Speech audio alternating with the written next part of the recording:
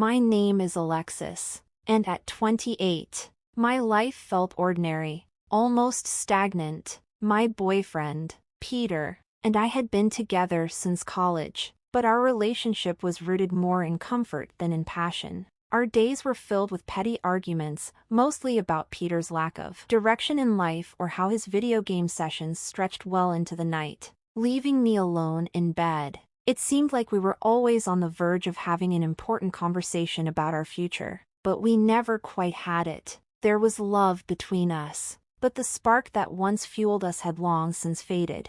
By contrast, my parents, Amy and Harold, had been married for over 30 years, still sharing inside jokes and tender moments. Their relationship, filled with laughter and love, was the kind of bond one had hoped to find with Peter, but it felt increasingly out of reach. One evening, as we bickered over his latest neglect of the laundry, my frustration boiled over. "Can't you just do one thing you said you would?" I demanded, my voice thick with irritation. "It's just laundry, Alexis. It'll get done," he muttered, not even looking away from his screen. As usual, the argument fizzled out without us ever really confronting the deeper issues. Later that night, I found myself in the back seat of my parents' car, bathed in the warmth of their easy conversation, a stark contrast to the coldness that had settled between Peter and me. They were celebrating my mom's birthday, their joy contagious. But then, in an instant, everything changed. The world was consumed by blinding headlights, followed by the deafening sound of metal crunching, then nothing. When I regained consciousness, I was in a sterile hospital room, the persistent beep of a heart monitor the only sound. The doctors were distant in their delivery of the news. My parents hadn't survived the crash, and there was a real possibility I might never walk again. Their words hit me like a punch to the gut, leaving me overwhelmed with loneliness. Peter, the same person I'd just fought with, now seemed like my only connection to the life I'd once known, where laundry and minor squabbles had been my biggest concerns. As I processed the loss of my parents and faced the daunting reality of my injuries, the future, once full of promise, now seemed empty. During my hospital stay, Peter came to visit, flanked by his parents, Deborah and Raymond. They stood awkwardly by the door, offering their condolences. Peter sat beside me, taking my hand in his, and for the first time in a long while, I saw something different in his eyes. "Hey, Alexis," he began, his voice softer than I had ever heard it. "I've been doing a lot of thinking about us." His words caught me off guard, and I struggled to find the right response. But before I could speak, he continued. "This has made me realize how short life really is," he said, squeezing my hand. "And I don't want to wait for everything to be perfect, because it might never be. What I'm trying to say is, will you marry me?" I looked into his eyes, searching for the familiar, impulsive Peter, the one who acted without thinking. But what I found instead was sincerity, a quiet certainty I hadn't expected. Deborah stepped closer, her hands gently clasped. "We want you to be part of our family, Alexis," she said kindly. "We'll take care of you." "It's not out of pity," Raymond added quickly, his voice firm yet warm. "We just want to support you and Peter as you take this step." Stunned, I struggled to process their words. This proposal, unexpected, perhaps impulsive, but undeniably a lifeline, had come at a moment of profound loss. Looking at Peter, I saw him in a new light. Not just as the boyfriend I often clashed with, but as a man trying to rise to the occasion in the most uncertain time of our lives. "Peter," my voice trembled as I searched for the right words amidst the whirlwind of emotions.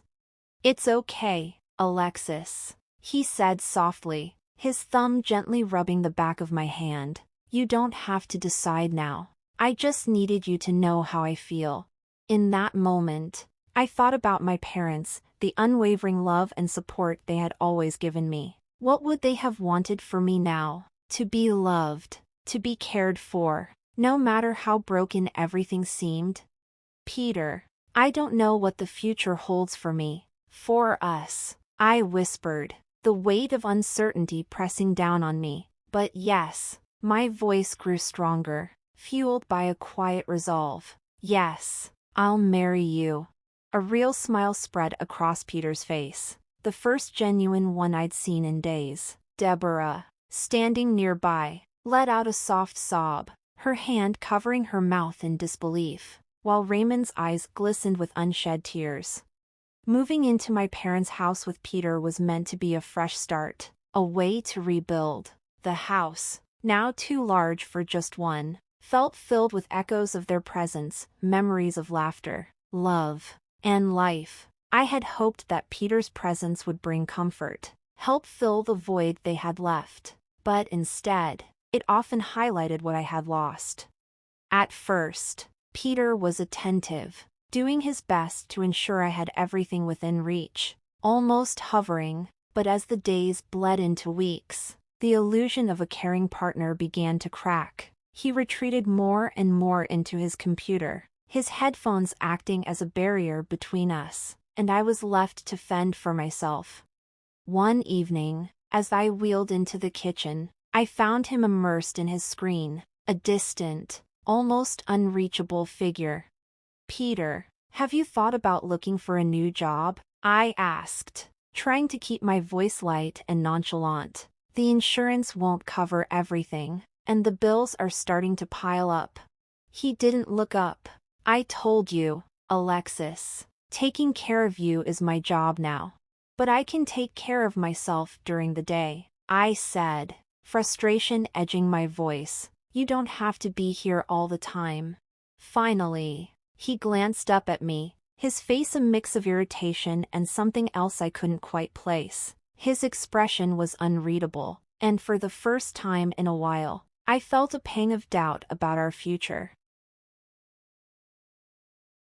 Generations of memories seemed to vanish bit by bit, my mother's silverware, a set of vintage books my father had cherished, even the heirloom decorations that had been passed down through the years. Each item's disappearance felt trivial to Peter, who never fully grasped their sentimental value. To him, it was just stuff, but to me, it was like erasing the last traces of my parents' presence. Each loss chipped away at the already fragile bond we had, and the more I saw, the more I felt like I was losing both my parents and the future I thought we might have built together. One evening, after days of stewing in silence, I finally gathered the courage to confront him. As usual, Peter was in the living room, absorbed in his video game, his controller clicking rhythmically. I wheeled myself into the room, taking a deep breath to steady my nerves before speaking. Peter, I began, my voice barely a whisper. Why are you getting rid of everything that mattered to me? He didn't look up at first, as if the question was beneath his attention. After a moment, he muttered, Alexis, it's just stuff. It's not just stuff. I shot back, the frustration I'd been holding in now bubbling over. Those things are all I have left of them, of my parents. You can't just throw them away without even asking me. Peter sighed, placing the controller down with a deliberate slowness and finally turning to face me. You're being too sensitive, he said, his voice laced with dismissal. I thought you'd want to move on from all that. It's not like your parents are coming back. His words struck me hard, sharp, like a blow to the chest. It hurt, deeper than I expected. He didn't understand, or maybe, he didn't care to. I can't just move on, Peter, I said, my voice wavering. They meant everything to me. This house, this place, it's all I have left of them. I looked around, taking in the emptiness that was slowly starting to settle in. The house, which was supposed to symbolize a new chapter, now felt like a cage, trapping me in memories and pain I couldn't escape. Peter ran a hand through his hair in exasperation, his frustration palpable. Look, Alexis, I don't know what you want from me. I've been trying to keep things together, but it's a lot. I don't know how to fix this. You're not the only one dealing with all of this.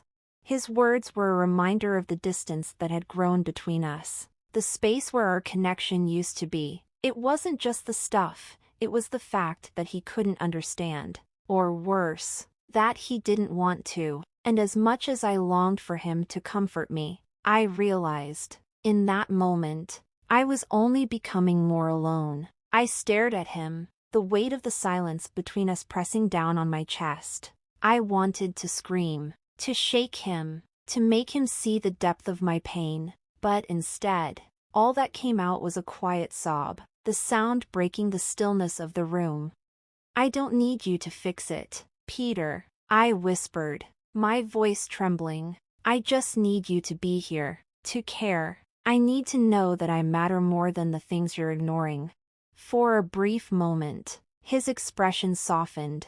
I could almost see the person I had once believed in, the man I had married, the one I thought would stand by me through anything. But that softness faded quickly, swallowed by the distance that had grown between us over the years. The gulf between us felt insurmountable, and I began to wonder if that person was really still there, or if he ever had been.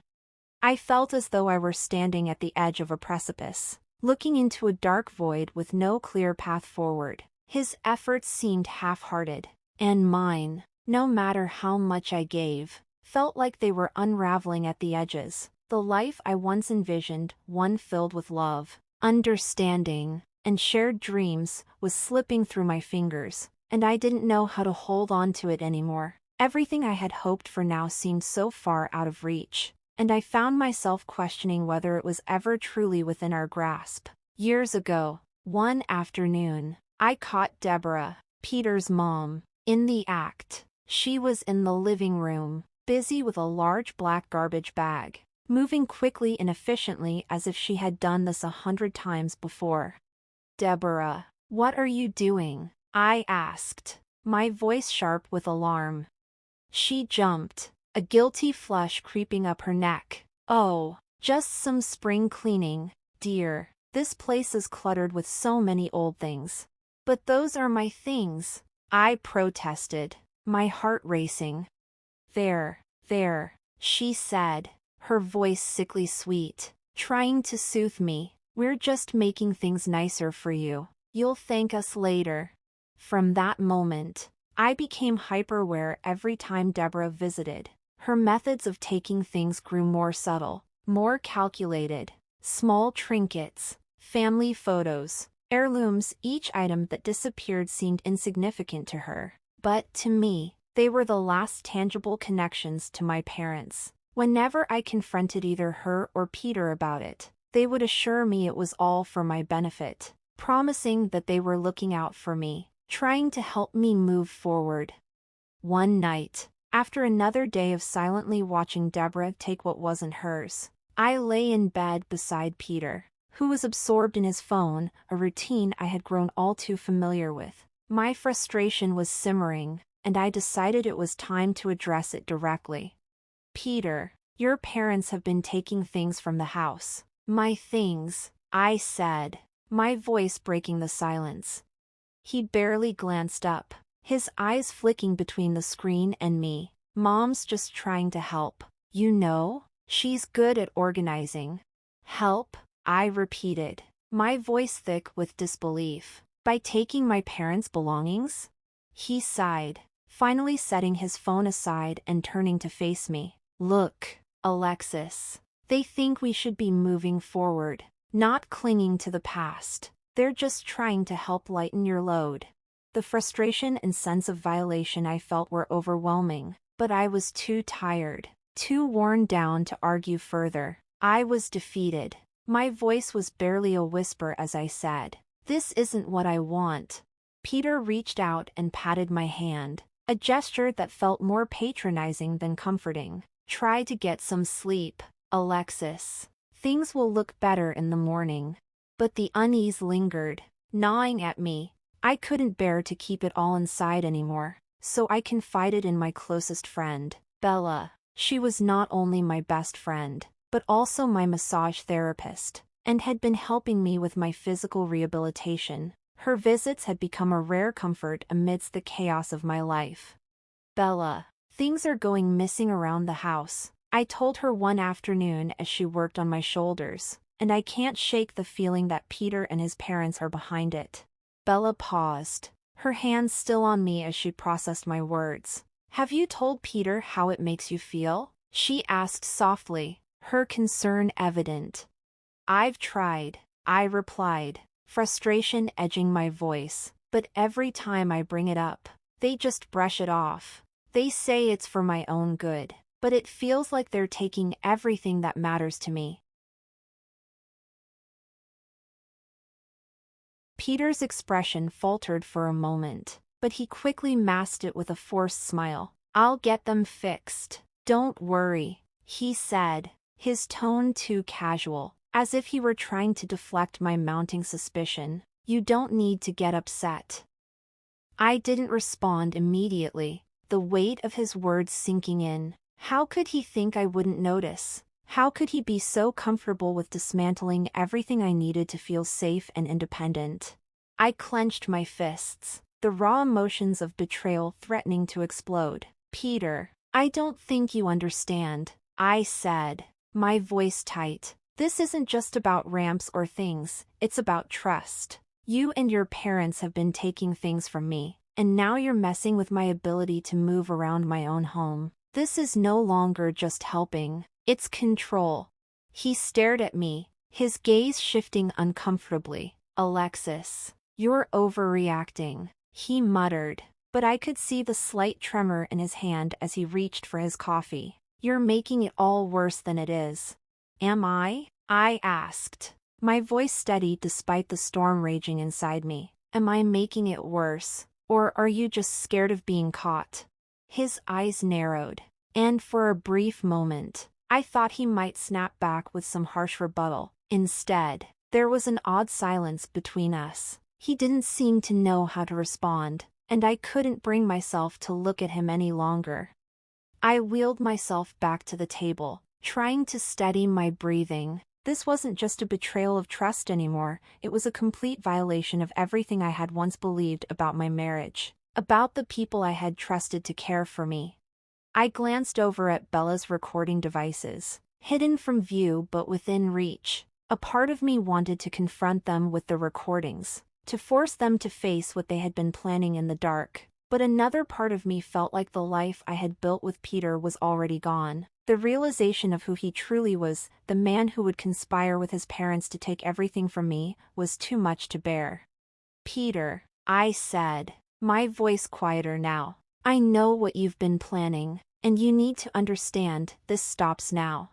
He opened his mouth as if to argue, but the words caught in his throat. His face flushed with a mix of anger and panic. And for the first time, I saw a glimpse of the man who had betrayed me in the worst way.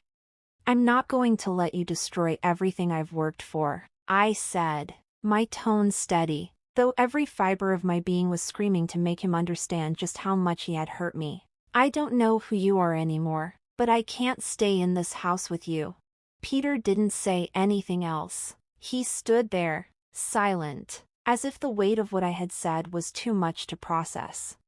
I didn't wait for him to speak again. I turned away, picking up the phone to dial a lawyer. It was time to end this chapter once and for all. His eyes flickered to the side, avoiding mine. I just thought you'd be safer inside for now. You know, until we can replace them.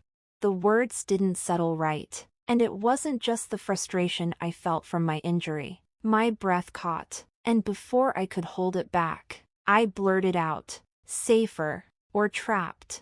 He didn't respond. Without a word, he turned and walked out, leaving me to stew in a mix of anger and confusion. Later, I found Deborah in the hallway, and the moment I approached her, she greeted me with an expression of overly rehearsed concern. We're just looking out for you, Alexis. Wouldn't want you to get hurt. Her hand rested on my shoulder, but it felt more like a weight than a gesture of comfort. I pulled back instinctively, unable to hide my disdain. I didn't realize ramps were a hazard. I shot back, trying to keep my voice even despite the storm inside. Deborah's face flickered with a brief, almost imperceptible hardness before smoothing out again, the practiced sweetness returning. We're only trying to help, dear. It's for the best. That night, as I lay in the suffocating darkness of our bedroom, Peter was gone again, no doubt burying his guilt with distractions. My frustration mounted, and I grabbed my phone, its faint glow cutting through the silence. I dialed Bella's emergency number. "Bella," I whispered when she picked up, the urgency in my voice thick. "They've taken the ramps. I'm literally trapped in my own house." Her voice, steady and reassuring, was a lifeline in the chaos. "Hold tight, Alexis. I'm making some calls. We'll get this sorted." The following morning, I was in the kitchen when the blood drained from my face as I listened, the words sinking in with a weight I couldn't bear. Tears welled up, blurring my vision as the sound of their voices echoed in my ears. Peter, the man I had trusted, the man I had married, was plotting against me, and Deborah, who I had once seen as a caring mother, was in on it. They weren't just taking my things, they were scheming to take everything. "We just need to make sure Alexis doesn't catch on before we have everything in place." His father's voice was the final blow. I couldn't breathe. The betrayal was suffocating, and the horror of it all began to set in. They weren't just stealing my belongings. They were plotting to have me committed, to make me disappear so they could seize everything I had worked for, everything I had once called home. Bella's grip on my hand tightened, a quiet anger simmering in her voice. "We have to do something, Alexis. This can't go on." I nodded, the anger rising within me, mingled with a sense of cold clarity. I was not going to let them get away with this. No matter what it took, I would fight to reclaim my life, my home, and my dignity. I wasn't going to be their pawn any longer. With a shaky breath, I wiped my tears away and met Bella's determined gaze. "We will. I'm not going to let them take everything from me." The following morning, I found myself unable to act normal. Every word Peter spoke felt like a lie. Every gesture from Deborah seemed calculated. I could no longer look at them the same way. They weren't family. They were enemies hiding behind a mask of concern. I had to move quickly. I couldn't trust Peter or his parents any longer. They had crossed a line, and now it was my turn to take control. When I heard the unmistakable sound of a car pulling into the driveway, I froze, heart racing. I knew it was Peter. He had been out most of the night, and I dreaded what new lies he might try to weave now that he thought I was powerless. I forced myself to focus, pushing down the anxiety that threatened to swallow me whole. I had to stay strong. This wasn't just about the ramps anymore. It was about everything he and his parents had been doing behind my back. I needed answers, and I needed them now. Peter entered the kitchen, his usual carefree demeanor gone, replaced by a tense, almost too pleasant smile. "Good morning, Alexis," he said, as if everything was normal. I turned slowly to face him, my voice low but sharp. "You need to explain something to me, Peter. Why did you remove the ramps, and why didn't you tell me about it?" He blinked, caught off guard, but quickly recovered. "Like I said, they were looking a bit worn down. I figured you'd be better off inside for now, just playing it safe, you know?" My eyes narrowed, and I took a step closer to him. "Safe?" I scoffed. "Or was it easier to trap me inside where I couldn't escape your manipulation?" Peter's expression faltered for a fraction of a second, but he quickly masked it with a forced chuckle. "Come on, Alexis. You're overreacting. It's just a small inconvenience until we get the new ones installed."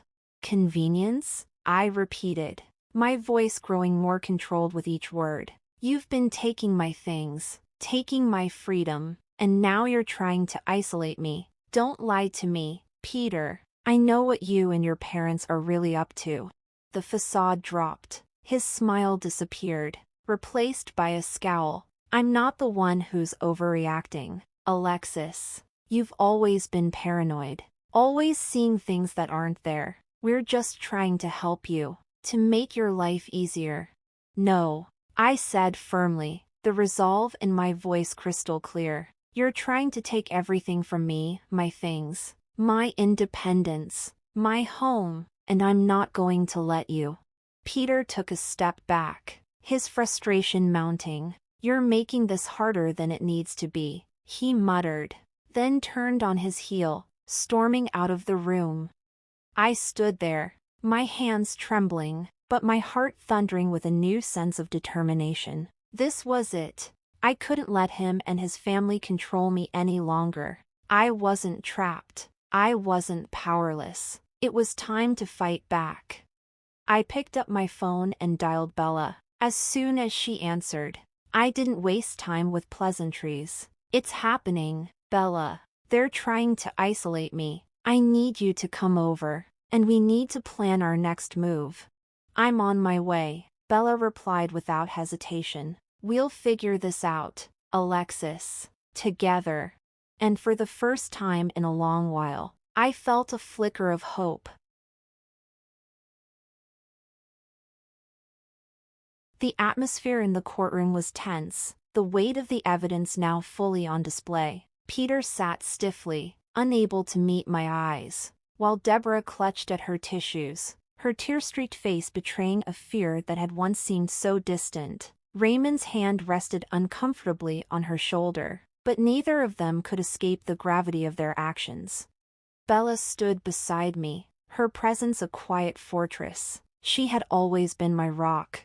But today, she was more than that. She was my unwavering ally in this battle. The disability advocates, who had taken such swift and decisive action, were now ready to testify about the unjust conditions I'd been living under. Mr. Mason was ready with the final blow, the irrefutable proof of their manipulation, theft, and violations of my rights. As the judge called the session to order, I could feel a surge of adrenaline rushing through me. I had no illusions about what would come next. This wasn't just about regaining control of my home. It was about asserting my rights, reclaiming my life, and sending a message to Peter and his family that they could no longer trample over me. The proceedings began with the presentation of the evidence. Mr. Mason led the way, presenting photographs, documents, and the recordings Bella had so diligently gathered. With each piece of evidence, the picture of deceit, manipulation, and theft grew clearer. The ramps, which had been removed without warning, were a direct violation of my rights as a disabled individual, and the documents showed a disturbing pattern of mismanagement and exploitation of the inheritance my parents had left for me. Peter's lawyer attempted to deflect, trying to claim that there was some misunderstanding or that the removal of the ramps was merely for maintenance, but the disability advocates quickly countered, making it clear that such an action wasn't just inconsiderate, it was a direct threat to my well-being.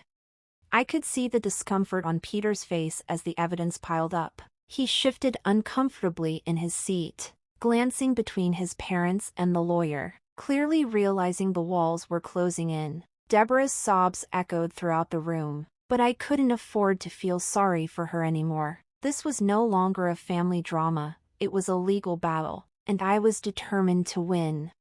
When it was my turn to speak, I stood with a sense of purpose that surprised even me. My voice was steady, firm. "This is not just about a home or a ramp," I said, addressing the judge and the courtroom. "This is about my rights as a person. As someone who deserves respect and dignity, I've been treated as if I were powerless, trapped in my own home. But I'm not powerless. I'm standing here today to say I will not be silenced. I will not be manipulated, and I will not let them take what is rightfully mine."